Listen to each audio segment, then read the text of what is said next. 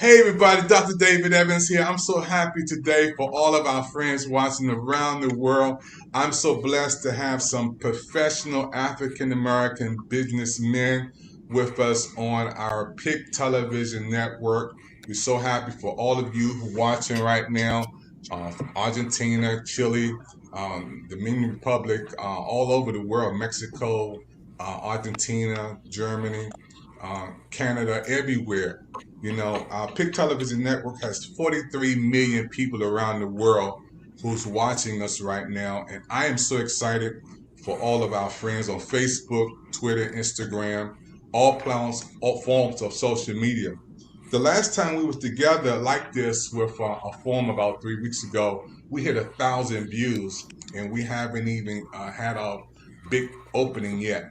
So I called together some of my brothers tonight who are professionals in the financial uh, um, arena or financial education platform, and these men are geniuses, I would say, in the area of finances. And one of the channels that we have on our PIC television network is our financial information channel, where we help people to learn more about finances, managing your money, and how to be a good steward, and how to increase what you have. I'm so happy tonight to have some of my dream team brothers on who started with the PIC television network from ground zero, investing their time, investing their energy and finances in PIC. And I want to thank God for Ivan Campbell. He's on our dream team. He's going to be speaking tonight. I want to thank God for Dante King, who's also on our dream team, a great man of God. This is our second time having him on, so he had to do something right. He's going to be doing some things on our channel to help people around the world. My main man, Leroy Carlton, is on from Richmond. He's going to talk about his channel on our PIC television network, his investment channel. And we thank God for one of our new brothers on tonight, Brother George. He's going to be talking about some of the financial information that he has to offer. I want to open up tonight, and I want to ask my brother, who's been a blessing to so many people, Brother Leroy Carlton. I want to thank God for you, man. God, for being on. Let's wave first, everybody. Give him a wave. Everybody give everybody a little wave right there. A peace. I say a peace too. So I want to ask Brother Carlton, talk a little bit about TLC Financial and how people are going to be blessed by your channel on the PIC TV network. Well, TLC Financial pretty much is a company that's focused on low-income families that companies like Charles Schwab, Fisher Investments, Edward Jones, these type companies don't deal with. When you think about low-income families, we're talking about people that's only making 30, 40, maybe $50,000 a year, who really don't think that they could build wealth or even save money for retirement because they're living paycheck to paycheck. Well, the first rule of even knowing how to build wealth is financial education. And that's where my company comes in. I'll teach people how to build wealth and do it through a variety of avenues to make that happen. But to make that happen, you have to have financial education. And financial illiteracy runs rampant throughout the United States and throughout the world, pretty much, especially amongst African Americans. So my company is pretty much focused on educating the masses and doing that. I'm excited about, being an African American man, and I've been working with you for, I guess, about almost a year now, man. And you Yeah. even helped me to get some things in place, and also my neighbor. Let's talk about, Veterans Day just passed. You being in the military, Doc, how do you feel in helping your brothers in the military background too? Well, I know I have a company in Fayetteville, North Carolina, and it's not too far from the Army base. that's down there at Fort Bragg. And me being a veteran, I know that the military pretty much do not teach you anything as far as your finances are concerned unless you're not paying a bill or you're not taking care of your family. Then that's when the military will step in and send you to some type of counseling to help you get your finances in line. But I feel as though if you're coming into the military and you're making the military a career and you look for this retirement, then someone somewhere along the line should educate you on how to make your money work for you. So while you're putting all these years into the U.S. military, once you come out of the military, you're sitting at a point where you don't have to worry about money. So my focus is not only low-income families, my focus is also the military, because people that serve in your country also needs to know how to build wealth as well. So when you do retire, like me, there's no roadblocks, because you're going to run into some roadblocks once you retire from the military.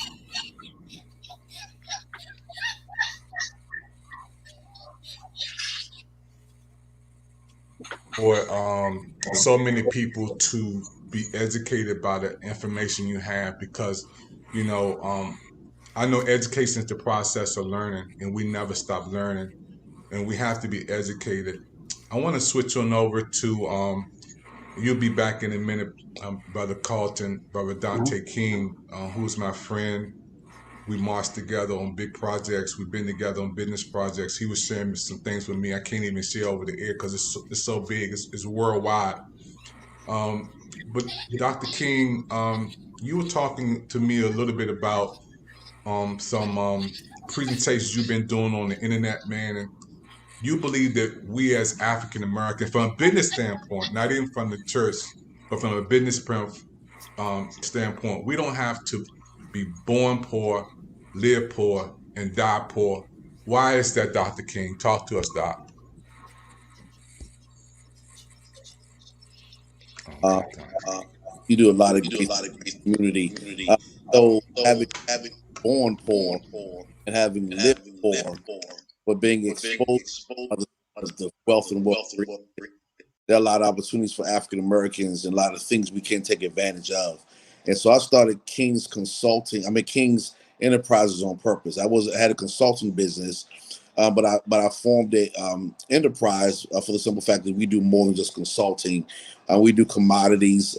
We own 14,000 square miles in Angola, West Africa. We do work in Ghana, but we also educate people in the United States. The gentleman just mentioned being a veteran. And I've talked to so many veterans, and they didn't realize that they could start an 8A company. And eight, the number eight, the letter A, black, you're a veteran, if you're 100% disabled, there are so many contracts for minority contractors in the government. By law, the federal government has to give 35% of the contracts to minority owned businesses. And if you're a veteran, you step ahead of just minority. If you're a disabled veteran, you step ahead of that. And we talking, last year, I want to say it was like, I want to say $197 billion in contracts that were just set aside for minority-owned companies. So we teach you how to do that. We teach you how to get registered in Sam's Biz. We teach you how to get your DUNS number, how you can bid on jobs, how to answer RFIs and RFQs, and just how to position yourself to take advantage of these programs. King Enterprises, and we also have a private equity firm. I'm the president and CEO of the private equity firm, so we show you how to get money and give money to some smaller companies who haven't had the initial IPO yet. And also, we can hook you up with venture capital money as well. So there are a lot of opportunities that we just don't know how to get. And you know my story, Evans. I grew up in Southeast, single mom, drug addicts all around me, sold drugs, did my whole foolishness, but being exposed and having to want more is the way we can actually come out of this poverty. And the poverty mentality is something I'm sure you'll touch on. Being broke is one thing, but thinking broke is another. Well, Dr. King, man, I'm just so blessed every time I talk to you, man. It's just takes me to a whole nother level. You've been on the Facebook and Instagram and YouTube trying to educate our people. We're so happy for you to be a part of the PIC Television Network with 43 million people around the world, educating our people. One time you were talking on our last network, Dr. King. Can you talk about how much money the Black people we spend, and how we, if we bring that back to our own, how we can save more? Can you elaborate on that, sir? Yeah, we spend roughly $2.3 trillion just in America. As African American, we spend $2.3 billion. That's more than the GPA of some countries. That's more than some countries are worth. And if we would spend money within the Black community, we could create 1.2 new Black millionaires a year. 1.2 new million Black millionaires we made a year if we spend money in our own community. Sad reality is that we have a lot of resources. As you know, I do work in Africa, and a study came out a few months ago that Congo, just the country of Congo, is sitting on what they know, not what they don't, what they know, $44 trillion in wealth is sitting in Congo. And we're too afraid to do business with our own people. We're too afraid to invest in each other. But we can make ourselves rich without having the help of anybody else. We can do it ourselves. That is so amazing. I believe education is the process of learning. I taught 7 years at Howard Douglas Hall 238 Sociology of Religion. I taught at also Marriott Charter High School.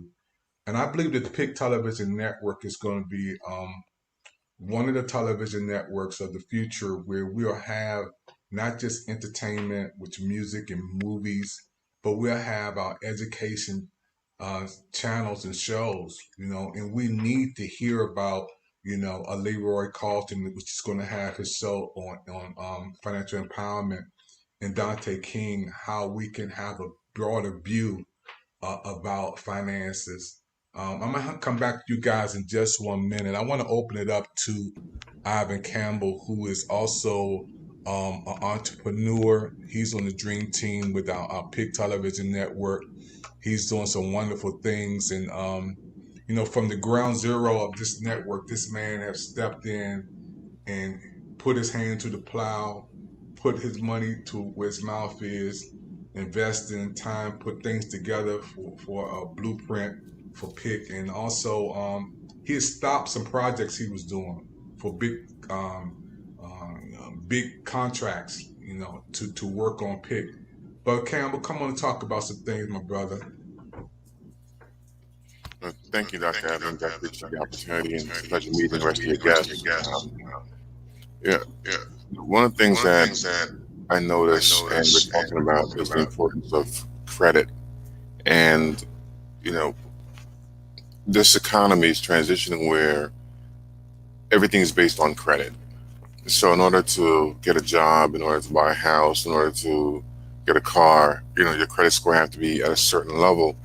If not, the interest is going to be significant, and most jobs are not even going to call you back if you don't have good credit, because as a low credit score, you're a risk. If you're a risk of, they see you as a risk of embezzlement or stealing or being compromised because you have issues in your finances and in your personal. So they don't even consider you for any senior management positions if you're not of good credit worthiness and good credit standing. So one of the things that we do, in addition to helping people develop their business, creating an LLC or INC or a nonprofit, is we know that, in our communities, we typically just operate out of our car or just operate out of our house, whether it's selling pocketbooks, sneakers, or doing handbags and doing hair, or any kind of products. We operate home-based businesses because getting a loan from a bank to operate out of a storefront is not really. Usually we get turned down for that, and part of it is because of redlining, part of it is because of discrimination, part of it is because of racism, part of it because we don't have the finances, and the whole list of reasons. But not being able to receive the benefits of having an established business, getting the tax benefits, getting all the 8A certifications and all the benefits that we could actually have if we understood how the system worked and got help through the system, we could definitely change the lives of our generations to come. So having this opportunity, networking, having opportunity to learn the system and engage in the system is tremendously beneficial for those who decide to take advantage of it. I know that on Tuesday, Wednesday, Thursday, Friday, Saturday, 3 hours before a party, I can send an announcement out and get 300 people in a room. And if you give me a month to get 10 people in the room for financial awareness, that'd be a hard stretch. So we make the easy things much more difficult, and the hard things, we jump into those things. And wasting money, we shouldn't be lined up to waste money. We shouldn't be lined up at a club to go spend money. We should be lined up to do a seminar how to go make some money. But our priorities are inverted. So unfortunately, we're consumers rather than producers. And as soon as we learn how to create and manifest and work with each other and to utilize the services of our business partners, that's particularly gentlemen on the phone and others in our community, we're going to be moving a lot further ahead and get a lot more done. So here's a resource. Look forward to answering questions and being able to work with the brothers and the public to be able to enhance and increase our opportunity. And Congo is a great example of opportunity that we need to connect with our brothers in the diaspora. Congo, any country on the continent, we need to just network and work together. That's awesome, Brother Campbell, man. I'm so happy about your broad perspective. You was on the call with me last night. We were talking to one of the movie stars and one of the managers of this movie star in California. And I can't say her name because it would explode around the country who we were talking about bringing on our PIC television network. But the information you were sharing when we were talking to her manager about how PIC is able to, you didn't belittle PIC, man. You were like we were on CBS, NBC, OWN, TV One. You made us feel like we were just on a different level, man. When he was talking, I want to say thank you for that professional level of the knowledge, man. We're talking to the manager, and he was talking about how we can take PIC to the next level by having investors too. Yeah, well, that's one thing. As a channel, we have a pipeline, and with that pipeline, we could either put nonsense in the pipeline, or we could put education materials. We could put information that's going to enhance and provide a benefit that's going to provide significant returns on that investment to our constituencies and our viewers and our stakeholders. So looking at the network, one thing I shared in a document today that I shared with you for review is, as I mentioned, I've been working on the numbers. We control $1.2 billion as a people in the economy. We have significant numbers in the diaspora, over 1 billion people in the diaspora. We have networks where if we just tap into the U.S. market, the Caribbean market, the Latin American market, the African market, we just need to select the market or open ourselves up to all markets. So whatever business person that we're talking to, whatever their interest is, Coca-Cola, Ford, IBM, Apple Computers, they all want this market. This is the most vibrant, thriving, economically viable market in the world. So to be able to have a piece of this particular market, we need to understand our foothold as we move forward, because we now have a pipeline that we're tapped into, and if they want to become a part of our process and get access to our clientele in our market, then that's something that we need to sit down and negotiate with what's in it for us, what's going to be beneficial for us, and we're going to use those resources to enhance our audience. So we are definitely developing and carving out our place in this universe called the internet and the web, so that we can actually have a significant impact in the day-to-day lives of our viewers and our constituents. This is such an amazing historical night to have African American brothers and men in the professional arena of finances on talking about how we can better our people, how we can better our society, how we can better our community, how we can better ourselves. Brother George, I wanted you to come on and talk a little bit about, what you present in the educational field of helping our people and what you do. All righty. Well, thank you, Dr. Evans. I appreciate the time and the opportunity to be here today. And I appreciate all the brothers that are sharing their expertise as well. My company is the Loan Finance and Insurance Agency. And what I do is I help business owners with all of the insurance that they may need, whether that's general liability, workers' comp, so that legally they're able to operate. And then on the flip side, the things that they may offer their employees, the health insurance, the group life, the accident insurance, et cetera, auto insurance, whether it's business or personal. A big part of what I do is helping businesses offer financing to their customers.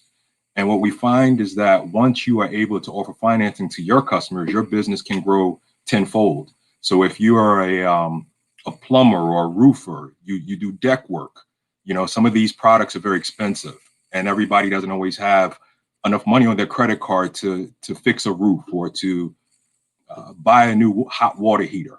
So what we're able to do is, let's say from anywhere from $500 on up, if your product is in that range, from 500 up into the millions, you can offer financing to your customers without them needing a credit card. And in many cases, these people don't have to worry about a down payment. They could just sign a document. As the business owner, you get your money in full, 100%, and the consumer gets the product or service that they want. And you're protected and shielded as the business owner because these are non-recourse loans, which means that if those people default and not make a payment, it doesn't matter. You've been paid within 24 to 48 hours. That would be between them and the lender. The other side of what I've been doing as of late is in cryptocurrency. I've been helping to educate people on how to get involved in cryptocurrency. How, what is cryptocurrency? What is Bitcoin? What is Ethereum? How to have a crypto wallet? How do you send it? How do you receive it? How do you spend it? Because this is a market and this digital finance is the way of the future. It's not going away. So this is something that we as a community have to embrace, learn about, dive into, and learn to master and share with our children and grandchildren so that they can be prepared as we move forward. I mean, Fidelity Investments is now putting out a fund that's based in Bitcoin. PayPal is now talking about accepting Bitcoin. So this stuff is not going anywhere. And I'm right now in the forefront of helping to educate people in the cryptocurrency space as well. Wow. In addition, That's awesome, man. I'm so excited about, all of our brothers on tonight. When you guys come together and we come together, we are so educated. This is the whole vision of the PIC TV network, to bring people the best in education, to bring people the best in information. I'm going to go back to Brother Carlton for a minute. When we were on the phone and, we were on talking to a couple of millionaires that you had on your phone line, and I was just, eavesdropping on you, and you allowed me to come into a millionaire setting. And I was like, wow, and they were bona fide millionaires. And one thing you said in the meeting, Brother Carlton, and I'm going to have Brother King to come in after this.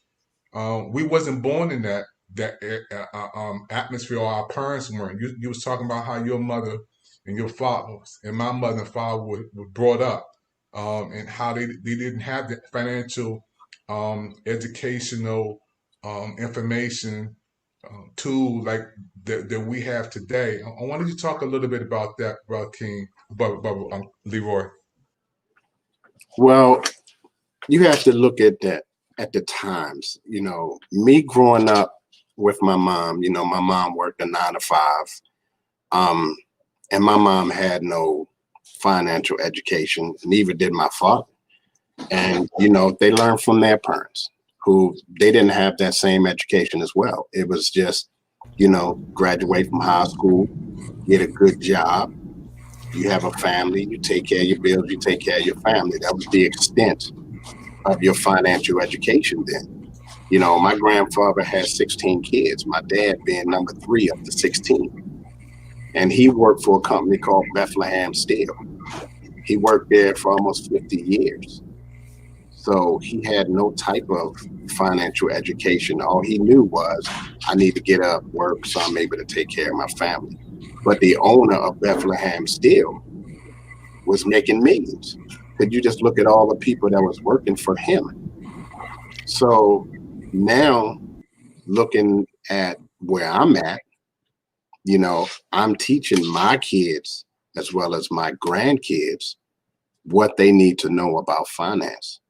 You know, how to have your money working for you, you know, how to have your money so when you go to college, once you graduate from college, you're not coming out of college trying to keep your head above water because you have so much school debt that you have to pay back. So these are things that I think people need to learn, because this was nothing that was ever passed down to us. What it's all about for me is teaching people how to start generational wealth. If you look at the Rockefellers, you wonder why the Rockefellers, their family stayed so much in money, because they were all about building generational wealth and just passing it down to the next generation as it goes on. That's what I want to teach people to do. And that starts with me. It didn't start with my grandparents. It didn't start with my parents. It starts with me. So I will start generational wealth for my family, and then hopefully down the line it will continue. But other people need to learn that as well. And my job is to teach them that. And we're so happy, Leroy, that the Pick Television Network, you have a whole channel on that. You know, and when I think about how we are blessed to be able to have these channels, and I want you guys to take a look at that. Those who out there, we have again entertainment, but we're not just locked into entertainment. We want education. This is what the brothers are talking about right now. You know, we have the money management shows. This is what these educational professional men are talking about now, how we can educate our people, how we can talk business to them so we can prepare our next generation, how we can inform our next generation, how we can teach our next generation with some shows and programs that will allow our people to be on television and have men like this with their own shows. So millions of people can see a different role model, a different view, a different perspective. You know, Dr. King, you know, the scripture says, my people are destroyed for lack of knowledge. And you being one of the only preachers other than myself, but the other was a Christian businessman on here. Can you elaborate on that, Dr. King, as far as being destroyed for lack of knowledge? Why is it hidden to us? As Brother Leroy said, I grew up as born in 1962, and my mother and father, like his mother and father, struggled with 9 kids. I'm the baby boy, and you know, we had everybody in one house. I had the smallest room, but I never knew about saving money, Dr. King. My father worked at Chesapeake Park. He was he picked up trash. My dad was picked up trash and cleaned up, and I worked with him. I never took life serious until I came out of high school, making D's and F's. Thought I was doing fine. I got to college and made the dean's list, and I started taking my life serious. And God blessed me to graduate with honors and do some more things and become a doctor. But growing up, I never saw that, Dr. King. I never knew that there was something out there that I could learn early as far as finances are concerned, financial investments. Is that deliberately hidden from us, Dr. King? Well, you know, to get the reason why our people are destroyed for lack of knowledge, it would be another show within itself. You have to go back to slavery and to how we were indoctrinated as a people. That's a whole nother issue of why we don't have knowledge and why we have sometimes what I would call self-hate, why we have a sense of need to live for the now. We don't save for the next, we live for the now. But I will say this to the point of our grandparents and our forefathers, that we have learned a lot from them. We have innately in us as Black people, we have some business accoutrements or business acronyms. In the fall before COVID, I applied for Harvard Business School, so I get my MBA in business from Harvard. COVID hit, we'll do it online. But since then, I've been doing business with Harvard graduates and realizing that without the degree, there's something innate in us as people. We know how to do business. It's a matter of, as my brother said, it's taking that what we have innately in us and taking it to the next level and translate it into a way that it can be taught and we can teach others how to gain a financial wealth. Also, to be honest with you, and it's going to shock some people watching this, Reverend, the church has done a disservice when it comes to financial literacy.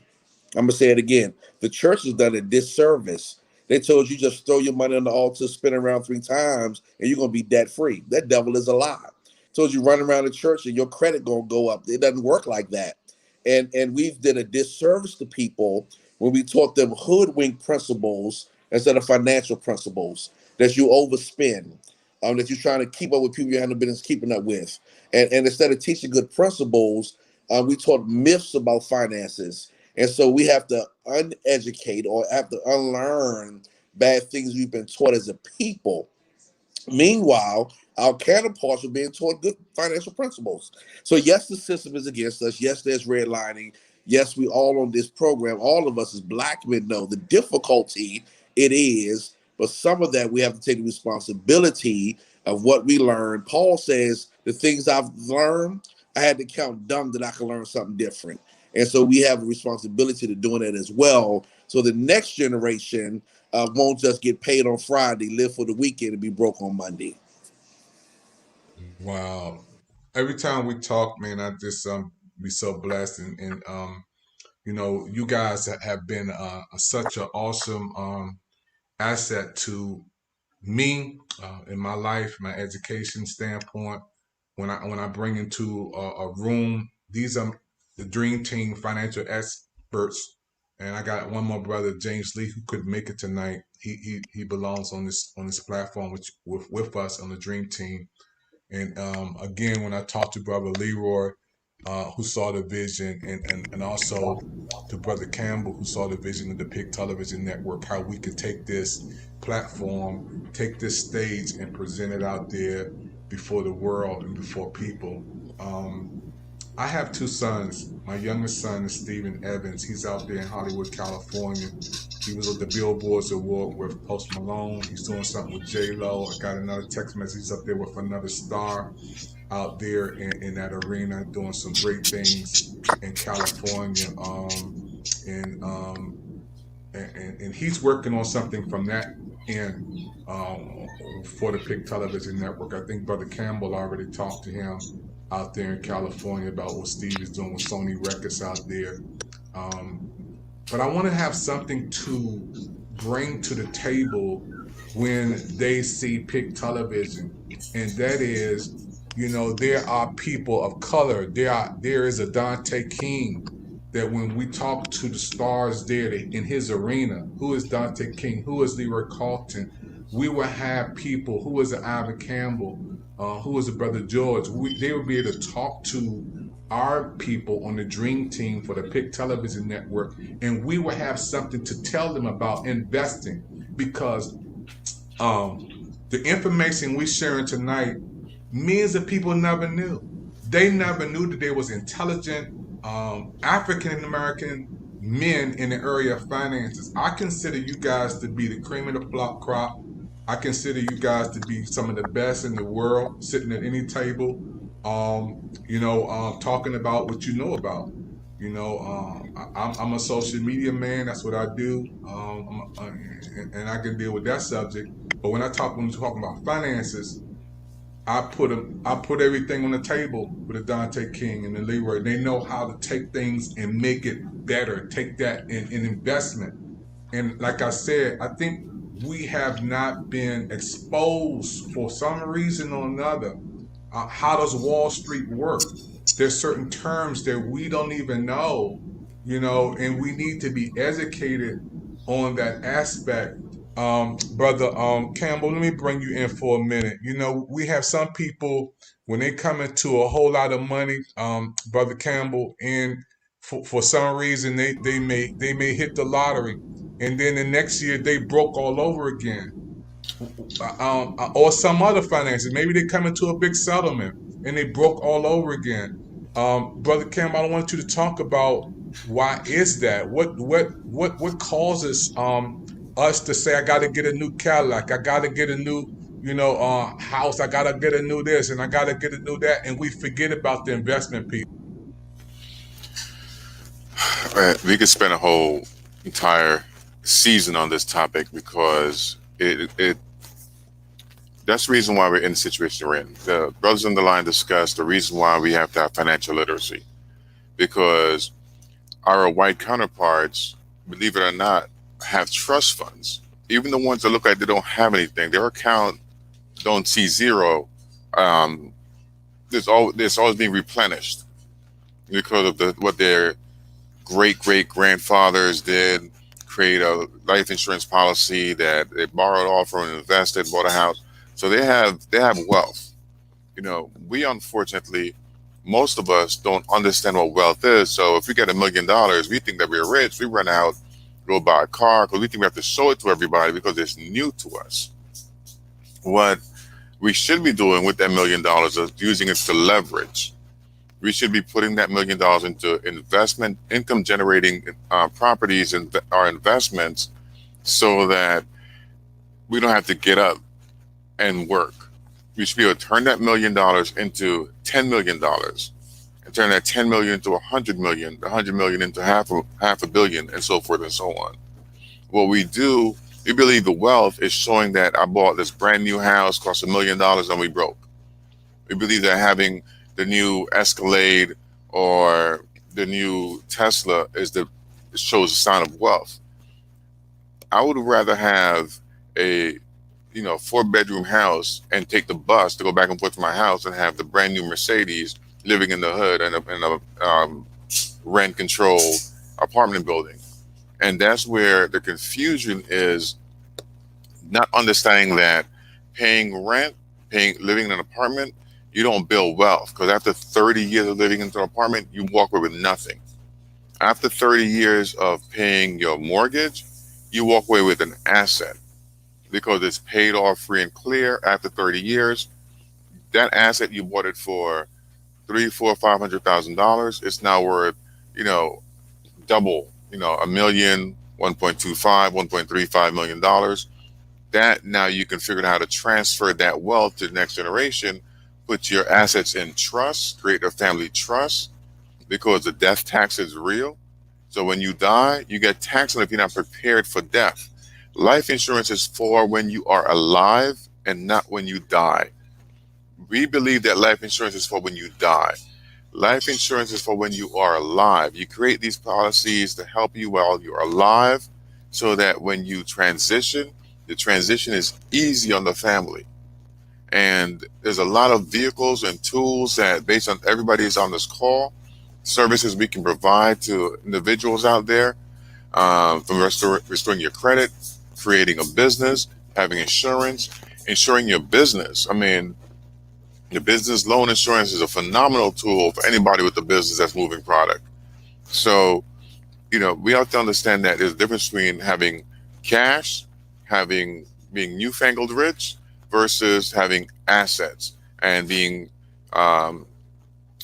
using the resources that we have for long-term financial benefit that's going to help the generations to come, generational wealth, and creating generational wealth. Having $300 million is not money. There are people who spend $300 million on trinkets and buying a car, a boat, and things of that sort. So we need to understand that true wealth is being able to take care of your next generations for 7 generations to come. That they don't have to do, if they do nothing at all, everybody will still be okay. We need to look at wealth in a way that's generational for 700 years versus having, even $1 billion. You can still go broke with $1 billion because we are inexperienced learning how to spend, manage, and deal with resources. Super awesome information, man. I'm just so happy, man. I have the cream of the crop. You guys are on my dream team. An amazing blessing. I often ask Brother Campbell before I make some big financial decisions. I go to him. I go to Dante King, and I was on also with Brother Carlton on a big call, a conference call about a week ago. And I was asking him, should I make this investment? And when I asked Brother Carlton about the investment, he said, well, listen to me, Doc. If somebody's making that much money, why would they tell you about it? He said, why would they brag about that? Brother Campbell, can you just, Carlton, come on and talk to him a little bit. Do rich people brag about their cars and money, and do they want to say all of that stuff? Come on, Doc. Well, think about this. Warren Buffett, and I'm sure y'all know who this guy is. Have you ever heard Warren Buffett talk about what he has? Bill Gates, everybody know what Bill Gates has done. Do you ever hear Bill Gates talk about what he has?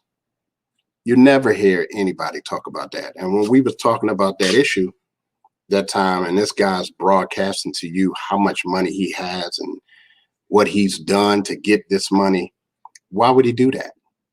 Because a person that's wealthy ain't got to tell you that he's wealthy.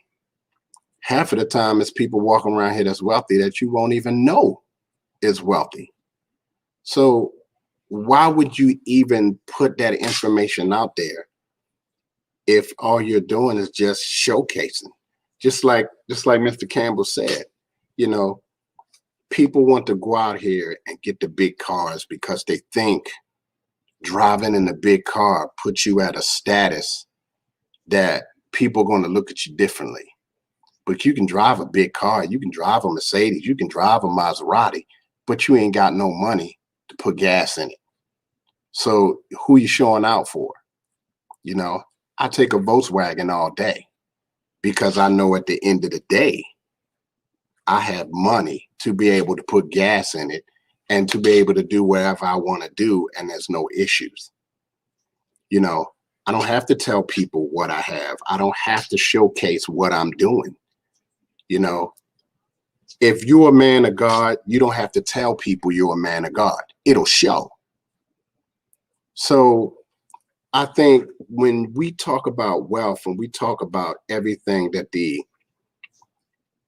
African-American population is doing, and Mr. Campbell hit it on the nose, a lot of the stuff we do, we bring it on ourselves. Being wealthy is a mindset.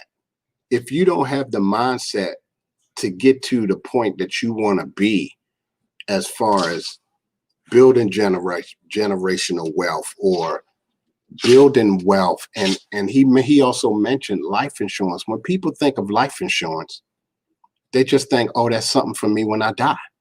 So when I die, my family don't have that burden. Life insurance is so many avenues that you could use that for. One, to build retirement. Two, to have a beautiful lifestyle when you're done working, to live the life that you want to. Life insurance does so much for so many people. We just don't know about that. So one of the things that I do, every Friday, I have this thing called Junior Legacy, where I sit down and I talk to junior and seniors in high school. And I explain to them how money works, because this was something that was never told to me. So if I can get you ahead of the game, so you already know what's going on by the time you graduate from high school, you're going to look at money totally different, And that's the whole idea, is to get you to look at money totally different. You know, if you work in a little small job, you know, you just think you in high school. First thing you think about, man, when I get paid, I'm gonna get me a pair of Jordans. Jordan, a billionaire. You think he's thinking about the money you spending on his shoes? Not at all. So instead of you taking all your money and putting it into a pair of Jordans, how about you take some of that money and put it into something that's going to benefit you down the line? But see, we don't think that far down. So that's exactly what I'm trying to do to the younger generation right now. Dr. Evans, Yes, sir. Go ahead, Doc. if I could, and I'm in really conversation, we also need to teach people. First of all, rich is loud. Rich is loud. Wealth is silent. Rich is always loud. But people need to understand the difference between earned income and passive income. Most people spend earned income. They have a job, they earn the money, and they go buy the watch or they go buy the Jordans, as my brother just said. Passive income is when someone else is buying your Jordans. And so if I own an apartment complex or properties that we own, every time the tenants pay rent, every time that property makes money, now I'm spending passive income. That's income I'm not earning. I'm not working hard for it. It's passive income. So we need to teach people as well to have some type of investment, whether it's in property, whether it's in commodities, whatever it is, you earn passive income.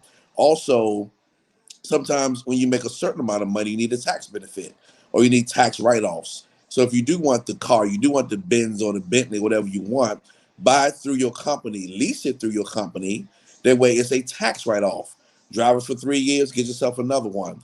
And so it's not about that we can't have those things, but it's about how can I have those things?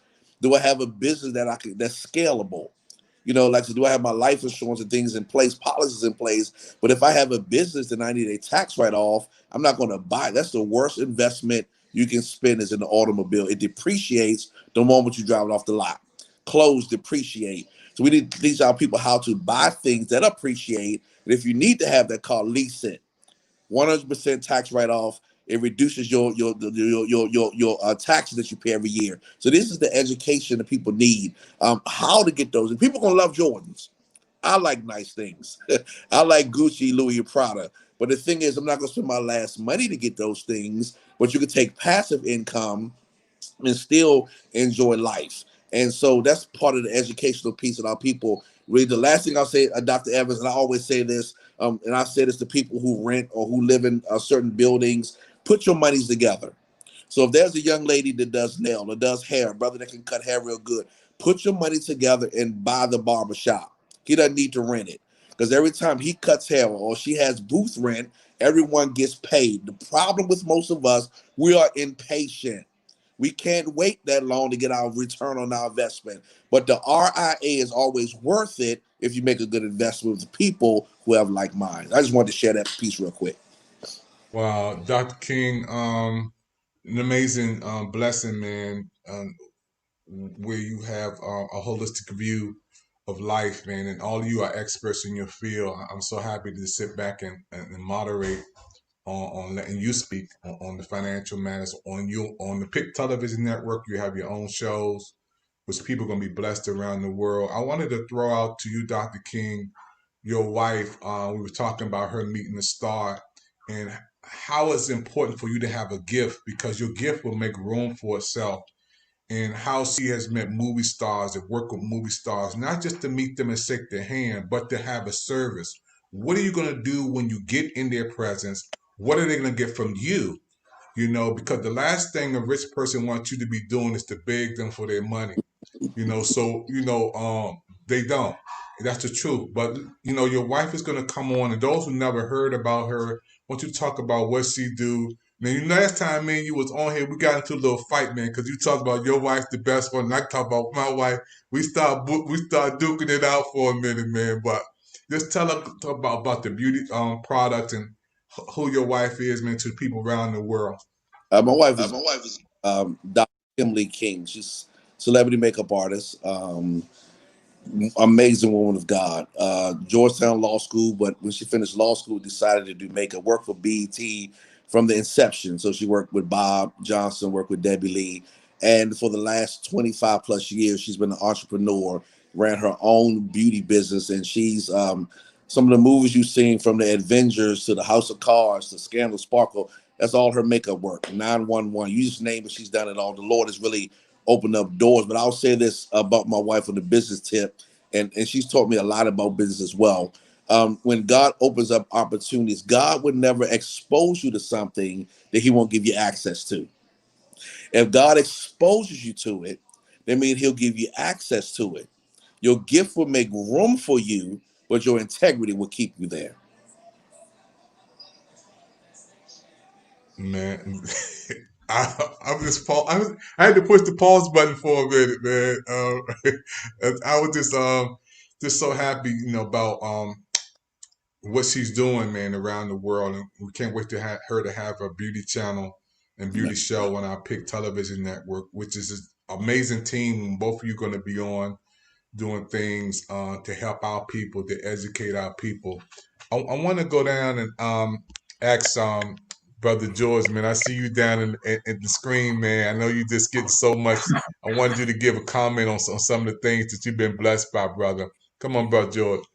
Well, I was just wanting to piggyback on what the brother said, and it really is a network like this is going to help us a lot, because we have to change our mindset, so we're thinking more in terms of legacy instead of materialism.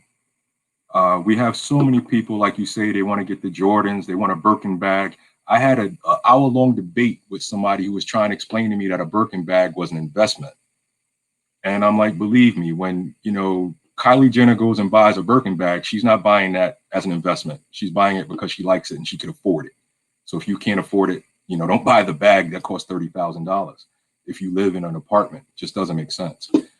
But it's a blessing to be here. And I think that through a process like this, we can help re-educate a lot of people who have not been educated or miseducated in the terms of financial responsibility and thinking in terms of legacy first. So that we talked about life insurance. Most rich people don't spend their own money. They spend other people's money, and their money is able to grow, right?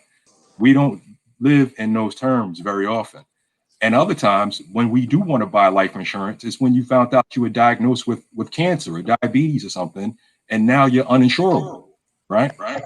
So these are the things that we have to get in place and plan for a rainy day before it starts to rain. When it's sunny out, that's when you want to be making all your plans. When you have that excess of money coming, when you get that $1,200 stimulus, don't go buy it. Maybe you take that to invest in a business. And like the doctor was saying, if you want to go get a Benz, lease it. If you already own a Benz and you didn't lease it, go wrap it and put your business name on it, so that now you can make that a tax write-off. Right. So these are the kind of strategies I think by brothers like us coming together with the Pick Network, we can't, again, re-educate the people that have been miseducated, that are chasing the flash and the sizzle instead of the actual substance that we need to be focused on. Wow.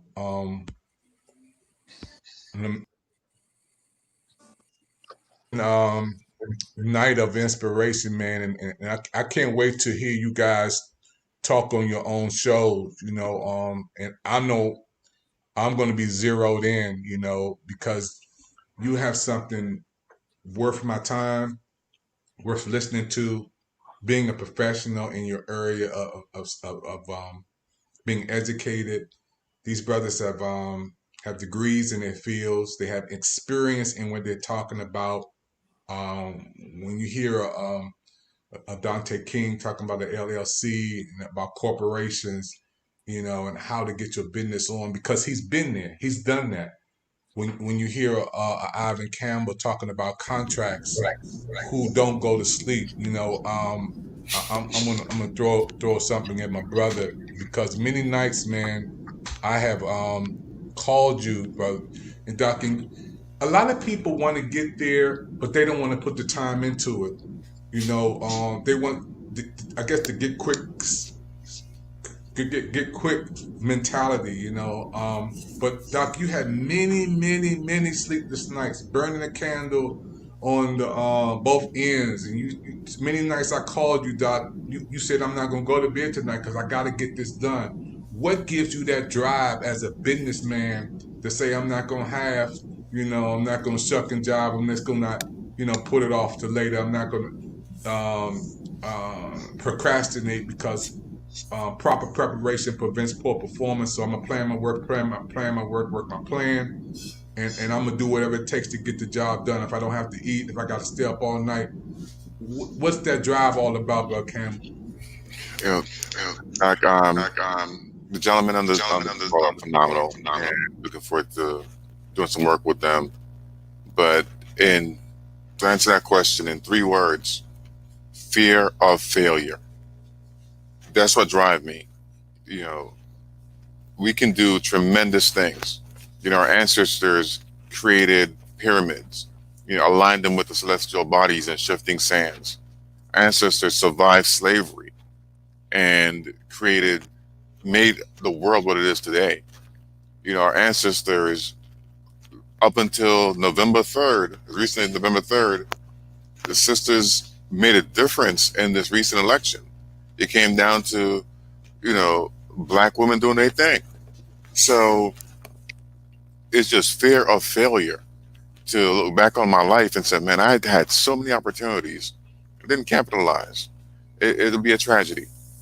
So, one of the things I was thinking about as brothers were speaking was the difference between assets and liabilities. And I just had a conversation with a young lady a couple of days ago, and she's looking to buy her home, is to let her know that it's great that you follow the advice, you're in the programs, you're going to buy your house.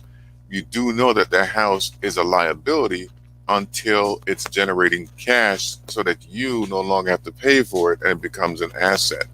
Because a lot of us think once we own a house, we've made it and that's an asset. No, that's a 30-year debt that we now are responsible for. It can make a difference in our lives if we do it right, understand what it is. But it's a debt, it's a liability. Some are good liabilities that we can flip and turn into assets, but we need to understand the difference between assets and liabilities. That fear of having, passing on debt to my next generation, to my family, and being of a liability to folks around me, that's what drives me. So it drives me to stay up, to create, be innovative, to don't be afraid to go out and do something. If you fail, you've learned. You only fail when you die or when you quit. So once you stop doing it, that's when you fail. But as long as you're learning the lessons and reshaping it, restructuring, reorganizing it, till you find that right combination, the right time period. I saw an episode of Shark Tank where this lady created a different mask, and they laughed at her throughout the room. Said, hey, nobody's going to buy these masks. Man, they must be kicking themselves after the pandemic hit. And I'm sure they were trying to find that lady with all these masks that she created. I think it was probably a year or two before the pandemic hit. She was ahead of her time. Now is the time that we have to prepare ourselves and do what we need to do so that when the opportunity is right, we're prepared. Because, I'm not sure what idea is going to take me to that $100 billion status, but I'm going to go through every single one until I find the right combination. So at this point, fear of failure, it keeps me up at night, terrifies the mess out of me. I can't be sleeping while, things are not together. I have nightmares. I love it, man. What I love most about him saying that, when I look at the word fail, to me, the word fail is the first attempt in learning. That's how I look at the word fail. Because you can't be successful until you fail. And people don't understand that. People are so scared of being successful that they will not take that attempt. Mm-hmm. If you just step out on faith a little bit, and everybody should know what they're capable of. When I started my company with my wife, we had no idea that it would expand to the point that it did. But, God be the glory. The pandemic has not only been a blessing, as well as a curse to so many people. But it has been a blessing for us because one, it was God's way of telling people stop and take a look at everything that you got going on. Two, it made people take a real good look at their financial situation. Everybody that was losing money, everybody that had the 401k that thought the 401k was the greatest thing since sliced bread. The 401k wasn't designed for people to retire on. The owner who created that even said that. But people just will not take that step because if you're successful, you thinking, oh man, this person gonna come and ask me for this, and this person gonna come out of the woodwork, and what I'm gonna do then, you know? So listening to Mr. Campbell say what he just said, believe me, I can relate, because if you never take that chance, you will never know what you can become. And then once you do take that step and you fail, okay, get up and try it again. Learn from your past mistakes and bam, go at it again. And that's just the way you have to be. It's all a mindset. If you don't have that mindset, you pretty much ain't going nowhere. True. Yeah, that's an amazing thing, you know, when a lot of people look at the African American men, they, you know, we had the stigma that they lazy, they don't want to do nothing, you know, they not going to be professional in what they do. All they want to do is to shoot each other, kill each other, fight over stuff. But this is the reason why, you know, the PIC Television Network, our brand new network, is going to be airing professional African American men and Caucasians and different other races. But we have intelligent men right here. You know, these guys' faces need to be on some money, man, on some big bills. You know, because they are just that good. I've been studying these guys for a while, and when I say the best that I know in my circle, it don't get no better than this. You know, when I was talking to Brother King the other night, and we were talking about some business adventures that he's doing overseas, and how much is over there and in the motherland, and we really not from here. Where we're from, over from our perspective, where they look at us, you know, where we're from, we're African Americans, and he talks to people over there. I can't wait to go to the motherland. I can't wait to just touch foot over there and talk to my brothers from over there. And brother, Dr. King, Africa is not a poor country. It's not that people begging and no roof over the ceilings are broken in and little huts and, you know, Tarzan and out there. You know, it's not that image, but King, come on, speak to us for a minute, Doc. You know, Africa is the richest, poorest country in the world. My brother said something that was so true about failings, and the failing is not wrong. I think one of our a former Howard University presidents, Dr. May, said, you know, missing the aim is not a sin; it's having nothing to aim for that is the sin. And so we have to have something to aim for. When it speaks to Africa, whether you know it or not, Ghana had the 400-year return program. So in 2019, the Ghanaian nation was giving African Americans money to come back to do work in Africa. they were giving money to come back and do work in Africa. It was called the year of the return, after 400 years of us leaving from Ghana. So there's so many opportunities in Africa. That's where we came from. But like I said, we have to go back and claim some territory. Stop believing the propaganda. You know, I laugh all the time, my wife and I, because if Africa is so bad, if it's so dangerous, you know, how come De Beers is getting the diamonds, and how come Exxon is getting all the oil, and how come the other companies are getting all the gold? If Africa is so horrible, why are they there? And that's just propaganda to keep us out of Africa. But I promise you, working there, understanding the culture there are opportunities that we have. Now, I know we need to do some things at home, but I don't want us to shut up our minds with opportunities elsewhere. Last thing I want to say, Dr. Evans, and thank you for this platform. The brother mentioned cryptocurrency and things like that. I was searching for an African-American company that could do blockchain. And to my surprise, I couldn't find any. And so not only do we have to learn finances, we have to be on the cutting edge of technology, cryptocurrency, blockchain. These things are moving. The fiat currency is nothing because most countries, including America, our currency is not backed up with any kind of commodity. It's not backed up with gold. Fort Knox is empty. And so until we learn how money moves, that's why they call it currency. It flows. Currency flows where between the banks of the river. The banks is where the currency flows. Until we understand things like that, we will always be behind where we are.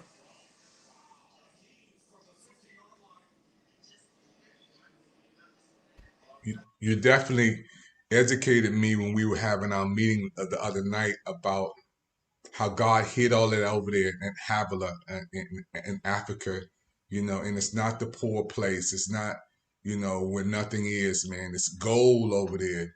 It's a lot, man. And when the brothers that you talk to, the investors that you talk to, the company that you with, over there, King Enterprise, they want to do business with us, and you're in a position to do that. It's amazing how by communicating, you can learn so much by listening. So, I was on the listening mode with you. We were talking to the National Harbor. My brother, Dr. King, we just spent about an hour. He said, Evans, I'm in something big. We couldn't even talk. I can't even talk about how great it was and how he and wanted to include me. And that's one of the things I want to share, Dr. King. I want you to expound on before we close. You have a heart not just for yourself. And that's what the problem is today. We get to the mountain and I arrive. I finally got it and I don't need nobody else. And I'm not gonna say the president's name, but we want to be able to share, man. You said when I get it, I'm going back and I'm gonna give it to my people. Well, What made you want to do that, my brother? well, we have to. The old African proverb says that we can see higher because we stand on the shoulders of those who have gone before us. So it's a sin and a shame. Two things, and I'll say this quickly and I'll go. Sin and a shame if we don't follow the principles of helping one another. When Jesus saw the disciples, he didn't say cast out your fishing rod and catch a fish. He said cast out your network. When they cast out their network, they were able to bring a whole lot in. We like to stand with a fishing pole and catch one fish and rejoice. But until we put our network together, we can multiply what we're doing. Think about it. You throw a fishing rod, I throw a net. Same effort, same energy. I get more because I connected with others. Last thing I'll say, when God talks to Moses, he asked Moses, what's in your hand? And Moses said, my staff. Okay. Seems rather simplistic. And God tells Moses, stretch out your staff. The problem that we have is we have the wrong people in our staff. And when we get a staff, you're scared to stretch them. Once you get the staff that God has, the people that's working with you, those going to rock with you, those who believe in your vision, stretch your staff. Only time God will open up those rivers when you stretch your staff out. Oh, amazing. I can't let you go without elaborating on, because you're the only preacher on here other than me, man. The other ones are Christian businessmen. I can't let you go without talking about the wealth of the sinner laid up for the righteous, because you almost beat me up. This dude was so on fire, man. You would have thought we was the thriller in Manila, man. He was King was in his zone, man. He said, man, did you know, Evans, the wealth of the sinner laid up?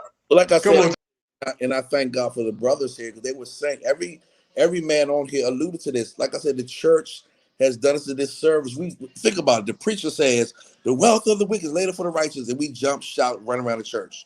It said the wealth of the wicked is laid up. It didn't say the wealth of the wicked is coming to you. It said it's laid up for you. Until we get off our excuse me, until we go get what's laid up for us, we'll never get it. They also tell you that I believe in giving and sowing. Okay. I told my wife this. I give to those who are in need. I sow to those who have. Let me say it again. Evans, if you have 20 acres of corn and this other brother has one row of corn, I'm not sowing to his one row. I'm going to sow to you because you got 20 rows. You can produce more. But we teach the opposite. Well, I'm going to give my seed to somebody who's not producing anything. Doesn't make sense. Jesus says, take your money to the exchangers and multiply. In other words, I give to those who are in need, I sow to those who can multiply it. Oh, super, super, super. Everybody who's on tonight, I mean, we got people on lightening up my Facebook coming on. We're on the Pick Television Network. These are professional men, businessmen that will have their own show. I know everybody can't wait to listen to these guys hour every day on Pick TV Network. Dr. King, Dante King, money management. Brother Leroy Carlton, financial investments on his channel. These shows are going to be awesome. This is what we need to hear. Can you imagine 43 million people around the world hearing this every day, getting that in their spirit, rehearsing it? Next thing you know, you will be demonstrating a whole new mindset from a business standpoint, how to manage your money, how to invest your money, how to make your the right decisions, how to think from a whole different perspective in life. And I just can't wait. I want to circle around you guys one more time, and we're going to have you to either give your information, your number, or your email, so people can may want to get in contact with you and talking about your shows coming up on Pick TV Network. We're excited. I want to bring in another brother on for a second, Brother Damien Fair. My man, he's an author. He's a young brother on tonight with us. He was on last time with us, Brother King. He's a young book author. He's in the movie industry, and I asked him to come on for a minute. I wanted him to come on and just greet the audience and talk a little bit. Brother Fair, how you doing, man?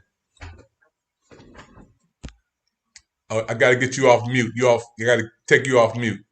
I think you still. Gotcha. Can you hear me now? Yeah, we good. Go ahead. Yeah, we can hear you, bro. Okay, there's a little bit of a delay, so keep that in mind. But I'll have a show on Pick TV Network. I'm excited about it. It's going to be called Y'all Life Live, and Brother Evans asked me to come on and just share a little bit of knowledge. Now, I am not a financial guru or expert by any means, but I can give a few facts and tips to beginners out there, whether you're a young person or whether you are, just have decided to get your finances together.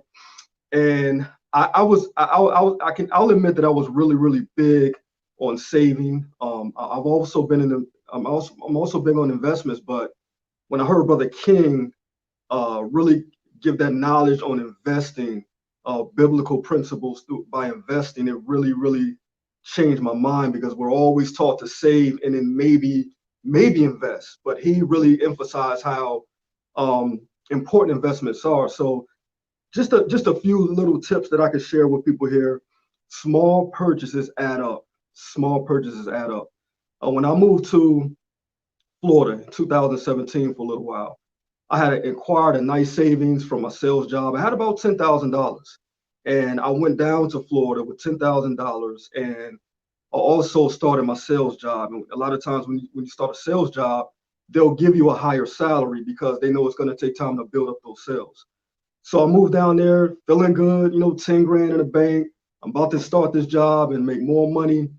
And in my mind, I'm not going wild or crazy, really spending money. I mean, I bought a couple of things of furniture, but outside of that, I didn't spend a whole lot on furniture, but I was just kind of living my life, going out, ordering food, this and that. And that money went very, very quickly. I mean, I moved down there that year in April. By August, my entire savings was gone because I wasn't paying attention to what I was spending. I wasn't being mindful of what's in my account. I wasn't budgeting. I figured, well, I got this money in everything was in my checking account. I didn't have a savings built up. But I'm like, well, I'm making this much and I got this much savings. Oh, I'm good. I can just, spend a little extra here and there. And within 4 months, the savings was gone. So be mindful of what you have in your account. Be mindful of your small purchases. Keep those things in mind, number one. Number two is, again, when it comes to savings, one of the wise things I did when I worked for Comcast is I increased my 401k which my mom had been telling me for years, but I just wasn't paying attention. Because I figured I want my money now, which a lot of young people do. But I maxed out my 401k. Actually, I went over the max and I got the company match, right?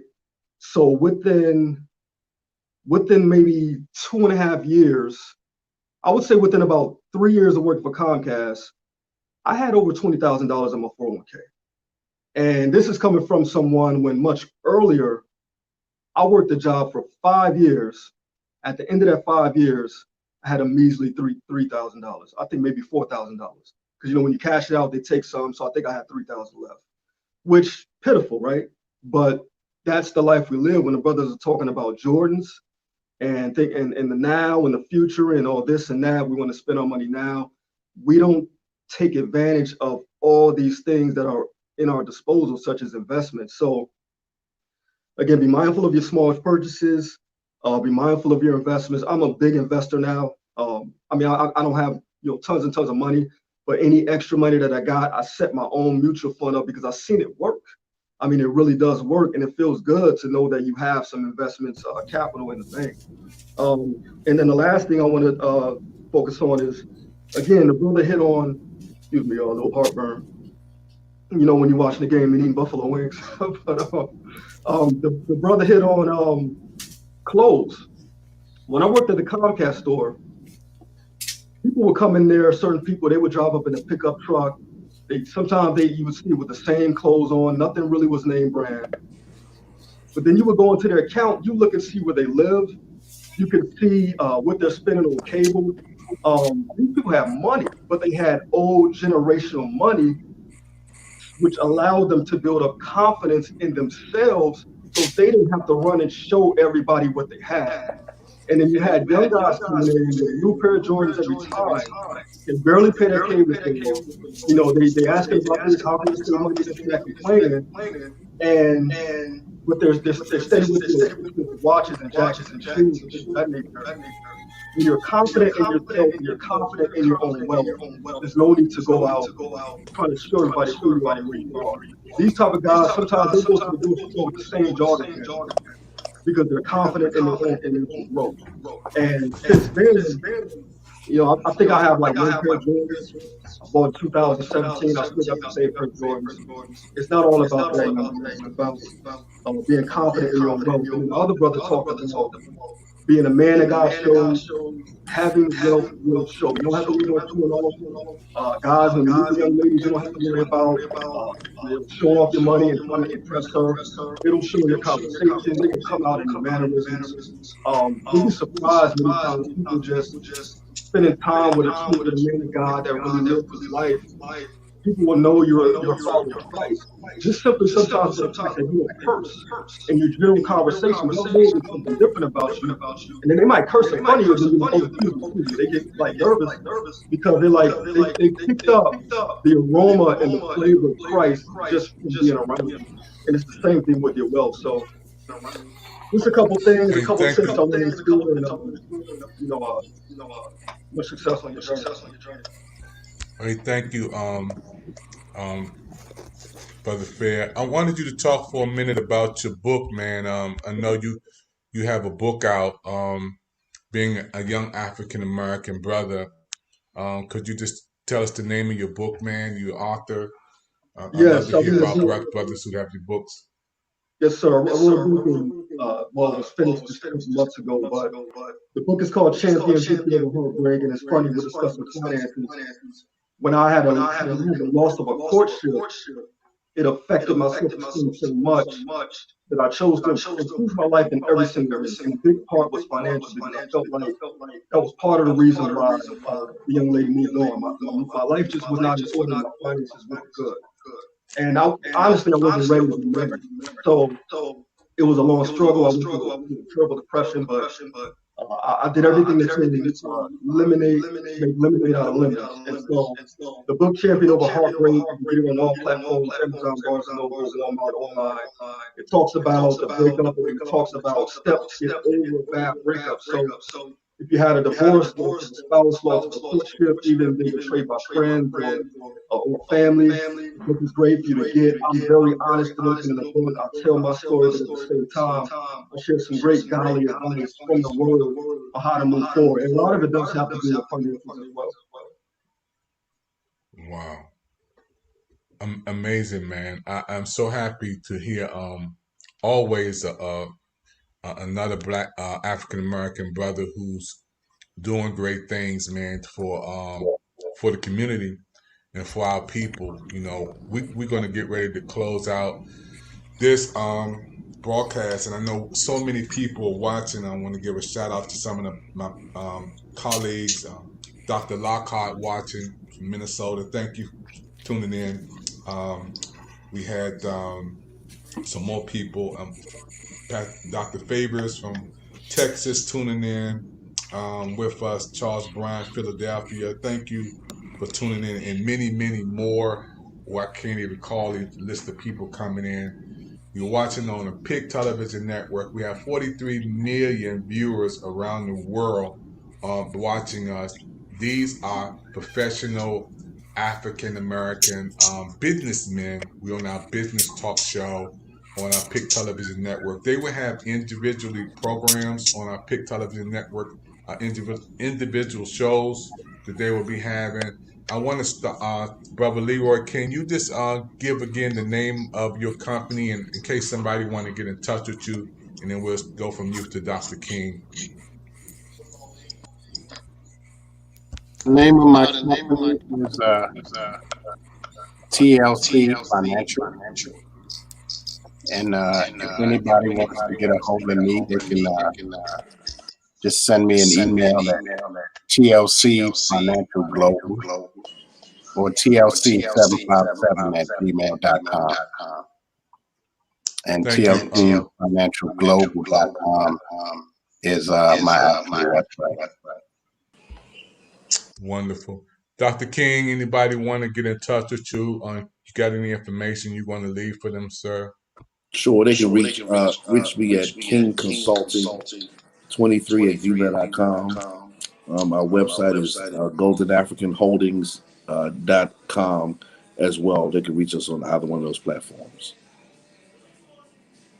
I want to thank you so much for just all your professional information that you have with us. I can't wait till you and your wife have your show on our PIC Television Network. We're going to go now to Brother Alvin Campbell, who is on our Dream Television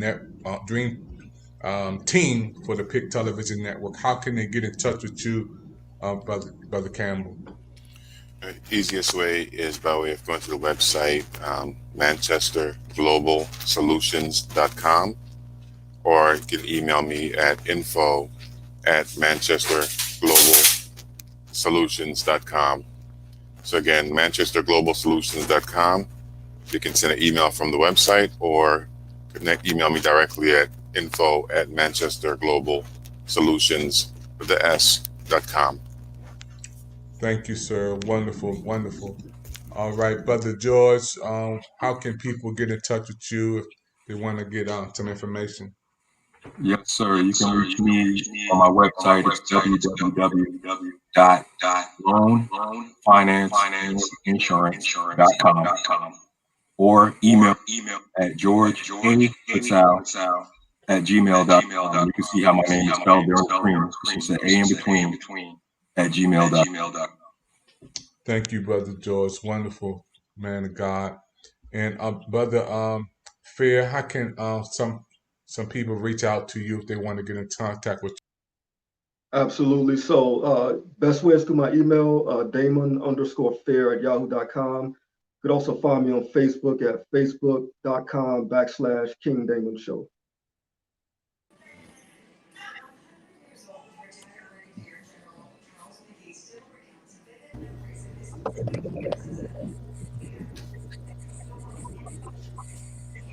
Invested their time, energy, their life into this subject. You know, these men have sleepless nights, burning the midnight oil, candle from both ends, studying. They are not just average brothers who just woke up and started doing this. You're talking about a Leroy Campbell who's on there who several degrees, college degrees, and years, man. I think you've been doing this over 20, 30 years, Brother Carlton. I wouldn't say that long. I still got a good 15. 15 going on 50, right? Yeah. Hey, you don't even look 15 years old, man. So I don't know how you can say that, Doc. I don't know how you can say that. I know King been in the business over 20 years. Come on, King. Just barely. Yes, sir. I know these guys they put their time in, and I'm excited for all of them. They have been a blessing to my life and to our PIC Television Network. I've really been praying over people to come on, and those who come on our network to have something to offer our people. This is not just a regular Facebook presentation where you just push a button and you just start talking and you just start going off. No, when you're coming on the PIC Network, you're just as qualified to go on the Oprah Winfrey Show, talk about a subject, on Tyler Perry Show, talk about a subject, on the Steve Harvey Show, and talk about a subject, or Dr. Phil, or any other platform. So when these brothers come on, they qualify to go on CNN, NBC, CBS, ABC, you name it. They are on the PIC Television Network. And I am so proud, I'm so honored to have these men to represent our culture, to represent our people, and to be intelligent. See, I can't stress enough to look at these brothers and I say, man, you wouldn't know they didn't put all their life into what they're talking about. It's one thing to listen to a person speak. It's the next thing to understand what they're saying because they know what they're talking about. And when I talk to them from the financial standpoint, they know what they're talking about. So I have so much respect for them. They on tonight. I can't wait till them to have their own show. You guys can comment, you can chat in, you can call them, you can get responses because we need educated African American men to represent us like they did tonight on the PIC Television Network. I thank you again, you guys, and we can't wait to have you on.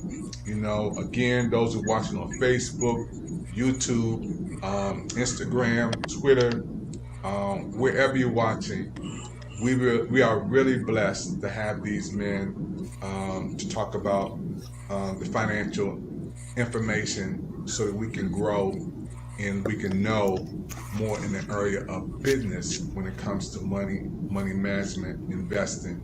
I want to thank you for all your time, everybody, and pray that you guys have a wonderful week. And I can't wait to all of you be on the PIC Television Network with your own show to bless people around the world. Can we just give them a wave out, say off, a wave. Thank you, everybody. Thank you. God bless. Thank you. Have a nice night. Good night. Thank you. Thank you.